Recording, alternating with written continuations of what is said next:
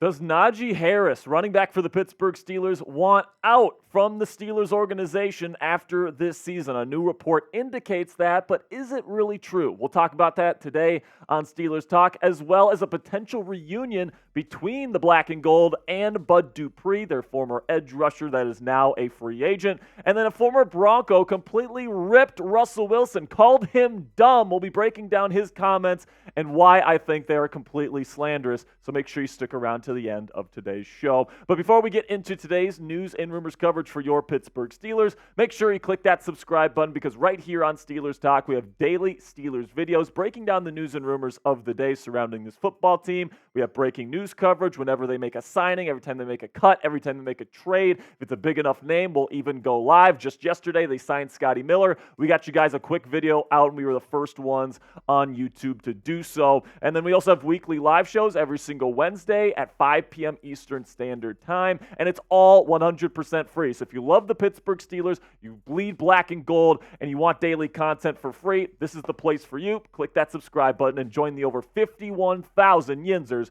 currently subscribed to the channel. So let's start with today's top story here, which is that from Paul Zeise here from the 93.7 The Fan in Pittsburgh radio host, says that a little birdie told him that Najee Harris asked the Pittsburgh Steelers straight up to decline his fifth-year option because he wants to play, quote-unquote, somewhere else. This was the exact quote from Zeise here on the air. Little birdie said Najee Harris actually asked for the Steelers to decline his fifth-year option because he would like to go play somewhere else. Now, this is definitely something that's interesting to me, because obviously we've been talking about the decision to decline Najee's contract or the option here on his rookie contract here for about the last week or so. And if this actually ended up happening and Najee actually asked to be declined his fifth-year option, he probably also asked to be traded away from the Pittsburgh Steelers. So coming up here, I'm going to give my take on this. I'm going to let you know whether or not I believe that this report is true and whether I think Najee Harris will end up being traded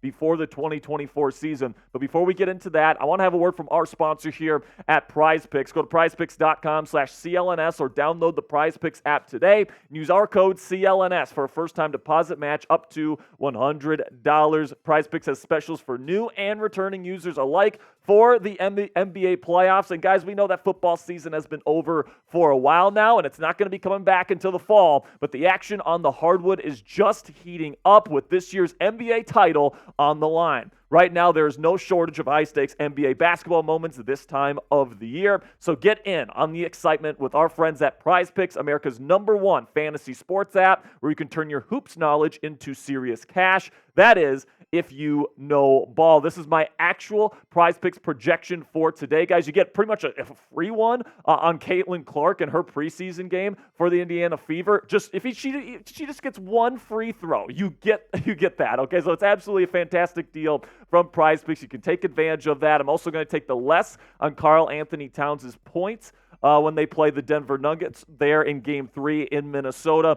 In that series, and I'm going to take the more, and that's actually a demon there, which is a harder to get projection, but it's a higher payout on Naz Reid at 12.5 points. I think I'm going to take the more on that one. The NBA playoffs are now in full force, and you can pick more or less right now to make some money on the biggest stage in the game. Prize Picks is simple to play. All you have to do is pick more than or less than on 2 to 6 player stat projections, and then watch the winnings roll in.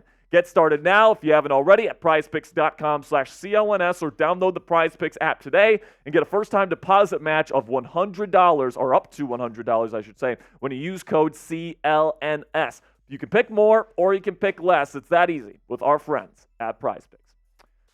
So listen, guys, you have to keep in mind with this report here that it has not been confirmed. In fact, it has been denied by Najee Harris's agent himself, Doug Henderson, on Twitter, absolutely putting this guy in a body bag here, saying, hey, Paul Zeise, your little birdie source is a joke. Next time, do your homework and find a real source. Not true. So, oh my goodness, Doug really put him in a body bag here. And if this is true here, and I'm guessing it is, he represents Najee. I do think that, Najee's going to be part of the Pittsburgh Steelers, and he wants to be a part of this team for a very long time. But if it's true, if the report that he wants or that he wanted the Steelers to decline his fifth-year option is true, a trade is absolutely on the table. Now, what I want as a Pittsburgh Steelers fan that wants this team to be as successful as it can possibly be, not only in 2024, but in the future, is that I would love to have Najee Harris and Jaylen Warren as the dynamic duo in the backfield for the Pittsburgh Steelers in the years to come. And, I think probably the biggest problem I have with trading Najee Harris, especially at this point in the offseason, is what's going to be the plan at running back, too. We know Arthur Smith wants to run the football a lot in this offense heading into the 2024 season. And yeah, I trust Jaylen Warren to potentially be a number one running back for the Pittsburgh Steelers. But if you trade Najee Harris, who's going to be taking that number two running back spot? Cordarrelle Patterson, who we know is getting older, only had like 50 carries last year for the Atlanta Falcons. I think Patterson is more of just a true special teamer and a kickoff return man at this point, and then a backup option in case Najee or Jaylen gets hurt. But at the end of the day here, guys, you just don't have a bunch of great options to replace Najee, even on the free agency market here, if you end up trading him. I mean, Dalvin Cook is cooked. Cam Akers, he's had a number of injuries. He's kind of cooked. Joshua Kelly is interesting, but he's more of like a true power back. I'd be open to that. Latavius Murray, he's getting older. Same thing with Kareem Hunt and then Jerick McKinnon. I don't love any of these options on the free agent market, and these are the top guys that are available. So listen, man, my prediction when it comes to Najee Harris is that I completely agree and I completely trust his agent when he says that report that he wanted that fifth-year option to be declined is false. I completely buy that, and I do think that he's going to be a Pittsburgh Steeler here in 2024. Now, the big question is he going to be a Steeler in 2025? He's going to be a free agent. Jaylen Warren is on the roster. I think the Steelers really like him. So what say you guys? Let me know down there in the comments section and predict it. Will Najee Harris be a Pittsburgh Steeler 2 seasons from now in the 2025 campaign? Type Y for yes, type N for no. This is going to be the pinned comment on today's show, so YouTube is going to throw you an ad break here in just a couple of seconds. When that happens, take advantage of that time by giving me a yes or no down there in the comments. Now let's shift from Najee Harris to Bud Dupree here, where Adam Schefter from ESPN says that the two sides have been talking on potentially bringing Dupree back to the Steel City. Now, as you guys know, Bud Dupree was a starting edge rusher for the Pittsburgh Steelers for a number of years here. And listen, he's gotten older. His production has gone down. He's more of a rotational piece at this point in his NFL journey. But he was a great fit here with this Pittsburgh Steelers defense, led by Mike Tomlin, of course, on the other side of T.J. Watt. And I wouldn't hate this, to bring him in as a nice rotational piece alongside Nick Herbig, who is also a fantastic rotational edge rusher. I think would be a good move for the Pittsburgh Steelers, especially at the right price. But I do think there's another edge rusher that I would rather bring back to the Steelers, and that's Marcus Golden, who had a fantastic season last year with the Pittsburgh Steelers. He stepped in when there was injuries at the position. We all know what happened with T.J. Watt at the end of last year. Marcus came in and actually played pretty darn well, especially against the run. He's a bigger-bodied outside linebacker. And listen, man, the way that it's currently constructed, if T.J. Watt or Alex Highsmith gets hurt, Nick Herbig is just not big enough to be an every down starter at the position. He's just too tiny, okay? So you need somebody with a little bit more size where if Watt or Highsmith, God forbid, gets hurt, can go in there and be a starting capable player. Marcus Golden proved that he could do that last year by putting up an 86.5 Pro Football Focus grade. Compare that to Bud Dupree with the Atlanta Falcons last year, who was just at 56.0. So listen, Golden has the highest Pro Football Focus grade of any edge rusher on the market right now. And as a fourth edge rusher that's going to be coming in as a backup, I think that is about as good as you can possibly do if you are the Pittsburgh Steelers right now. So bring one guy back. Let me know down there in the comments section, which guy would you rather see back with the Pittsburgh Steelers this upcoming season? Type BD for Bud Dupree or type MG if you'd rather go out and get Marcus Golden. Now we'll finish up today's show here by talking about the comments of former Denver Bronco and NFL champion Chris Harris Jr., who of course plays defense, and he's been putting out a lot of comments about why Russell Wilson didn't work out in Denver and about Russ as a player in general. So this is what he had to say about Russ. I think it was a lot of plays out there that Russ missed, and Sean had some great calls, talking about Sean Payton, the Denver Broncos head coach there. Of course, Sean, he had a couple bad days. It happens as a head coach, but I think he had the right schemes. He had the right plays to be able to get these guys open and to make plays. A lot of times, Russ held the ball a lot, causing extra sacks, killing drives, and kind of missing a lot of big throws. And listen, guys, Chris Harris Jr.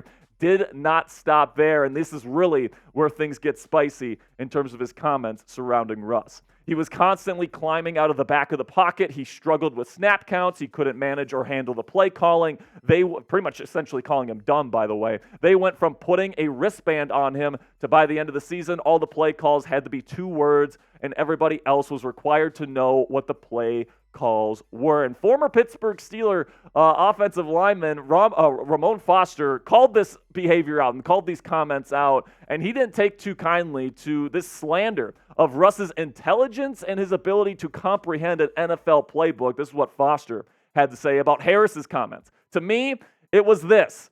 That's just low. That's low. Russ being dumb is one of the most egregious things I've heard when we're talking about a guy's character. We've seen not smart players in the league. Russ doesn't fit that bill at all, man. Whether it was him or her misunderstanding, I thought it was foul. You know who else had 1 or 2 word plays? This guy named Ben Roethlisberger. I'll give you a few code words right now. Black Cadillac, okay. Red Rolex. Those are the things we're talking about. Black Tank. You know why? Because those are the plays. Russell is smart enough and has run multiple offenses to where it's, hey, fellas, it's Cadillac, Cadillac, Cadillac, and you just go to the line of scrimmage and know the play. And I completely agree with Foster here that Chris Harris Jr. going out on his podcast here and talking to CBS Sports and essentially calling out Russell Wilson and calling him dumb is just crazy. This guy's played in a number of different systems. He's a Super Bowl champion. He's been an MVP favorite in a number of seasons. He's been on the ballot for MVP multiple times. This is somebody that understands the game of football, okay? So to call this guy dumb, to say that he can't even comprehend an NFL-level playbook is just completely slanderous, and it's just wrong. Now, the thing where he gets right here is that he just wasn't a good fit with Sean Payton there with the Denver Broncos. And I do think the way that people conceptualize Russ and his game at this point is definitely lower because of what he's had to go through these past 2 years. He was with Nathaniel Hackett in 2022, and we know how much of a disaster that was. And then it was just a mismatch of player skill set and then coach and what he wanted from his quarterback in Sean Payton last year in Denver. But I think this year, as Russ approaches his first season here at the Pittsburgh Steelers, I think he's finally ready to bounce back here, and I think he's going to have a really good season with the Steelers. And I think that there's a couple things that he does really well that Arthur Smith, the new offensive coordinator, is going to accentuate in his game. Number 1, throwing deep shots off of play action. This is what he made his living on with the Seattle Seahawks. Those play action deep shots, throwing the ball to Doug Baldwin and DK Metcalf and Tyler Lockett. This was the bread and butter of the Russell Wilson offense in Seattle. Guess what the Steelers are going to ask him to do? It's going to be heavy run game, play action, throwing deep shots to George Pickens, Calvin Austin III, and Roman Wilson, right? That's going to be the Steelers' offense this year. And then number 2, being a playmaker outside of structure. Now, this is the part of Russ's game that has maybe diminished a little bit as he's gotten older, but he still takes care of his body exceptionally well, and he is still a really good playmaker outside of structure if you give him the ability and the freedom within the offense to be able to do that on third down. It's one of the biggest reasons why Russell Wilson is one of the most clutch quarterbacks in the National Football League's history, and his ability to go down the field 80 yards in the 2-minute drill is among the best to ever play the position. And I really do think, guys, because the Steelers are going to give Russ that freedom and he's going to give him the weapons, hopefully they get him another receiver before the start of the season. The run game is going to be there. The defense is going to be there for him to lean on. He doesn't throw interceptions. He does take a little bit too many sacks, but I think with the play action game, it's going to get the ball out of his hands a lot quicker than it did there in Denver. It was just a mismatch between skill set and then scheme with him there with Sean Payton in Denver. I don't think that lockjam exists anymore here now that he's here in the Steel City. I think it's going to be a good thing for the Pittsburgh Steelers, and I cannot wait to see him play for this team in 2024. So what say you guys? Let me know down there in the comments section. Do you believe in Russell Wilson, or do you think he's going to fall by the wayside and we're going to be talking about Justin Fields here in 2024? Let me know down there in the comments section. Type B if you believe in him, or type D if you don't. My name is Jack Sperry, guys. I'm an NFL analyst here at Chat Sports. If you guys want more content from me on social media, you can find me at Jack_Sperry on X or at SpareDog.football on Instagram. Specifically on Twitter, guys, /X. I put up daily Steelers updates on the team, on the channel, all these different things. So if you want additional content, you can find me there at Jack_Sperry. Make sure you click that subscribe button if you haven't already. If you've made it to the end of today's show, guys, obviously, I think you probably enjoyed yourself. You enjoyed our content today. We have videos like this every single day on the channel. So for tomorrow's video and for our videos every single day, make sure you click that subscribe button right now.